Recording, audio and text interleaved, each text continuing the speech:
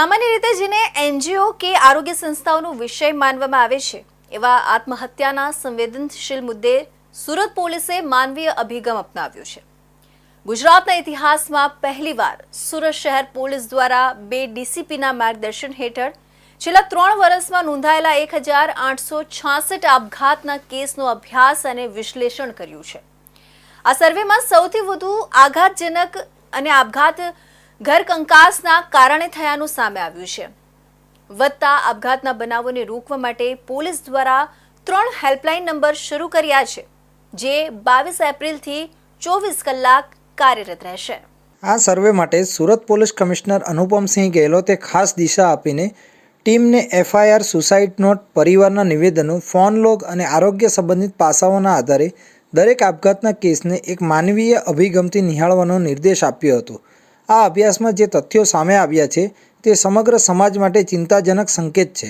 સુરત શહેરમાં 3 વર્ષમાં નોંધાયેલ 1866 કેસમાંથી 490 એટલે કે 26% આપઘાતના બનાવો ઘરના ઝઘડા અને ઘરેલું તણાવના કારણે થયા છે।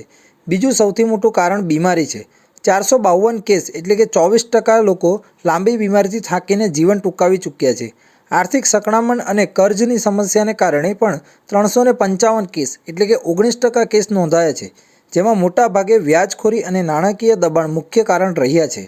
પોલીસના સર્વેમાં પ્રેમ સંબંધોના તણાવના કારણે 104 આપઘાતના કેસ 5.6% નોંધાયા છે, જ્યારે 228 કેસ 12.2% ડિપ્રેશનના કારણે થયાનું જાણવા મળ્યું છે। આશ્ચર્યજનક રીતે 200 કેસો એટલે કે 11% ભણતર અથવા કારકિર્દી નિષ્ફળતા, પરીક્ષા કે નોકરીમાં હારને કારણે થયા છે। વધુમાં સાયબર ફ્રોડ કે બ્લેકમેલિંગના કારણે 37 લોકો એટલે કે 2% લોકોએ પોતાનું જીવન ગુમાવ્યું છે। આ સર્વેમાં સૌથી વધુ આપઘાતના કેસો ઝોન 1 વિસ્તારના નોંધાયા છે, જેમાં 496 બનાવો છે। ખાસ કરીને કાપોદ્રામાં 171, સરથાણામાં 152 અને વરાછામાં 103 આપઘાતના કેસ નોંધાયા છે।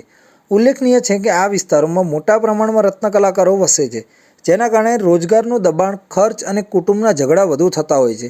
ત્રણેય પોલીસ સ્ટેશન વિસ્તારમાં ડાયમંડ ઉદ્યોગના કારખાનાઓ આવેલા છે। 3 વર્ષમાં કુલ लगभग 1866 જેટલા કેसेस जो સુસાઇડના કેसेस હતા, जो अलग अलग કારણોસર સુસાઇડ કરવામાં આવ્યા હતા, એના કેसेसના અમે લોકો અભ્યાસ કર્યો છે।